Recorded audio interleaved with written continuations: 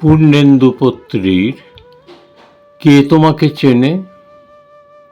Dining টেবিলে বসে breakfast dinner খাচ্ছ রোজ, সে তোমাকে চেনে। যে খাট পালঙ্কে শুয়ে স্বপ্নে তুমি চাঁদ সদাগর, সে তোমাকে চেনে। যে আয়নাকে শরীরে সব তিল সর্বস্ব দেখালে, সে তোমাকে চেনে।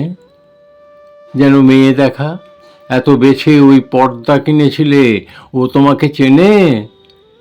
এই কালো telephone, wardrobe, long playing TV, এসব থাক থাক বই, সোফা, নেপালি মুখোশ, কে তোমাকে চেনে।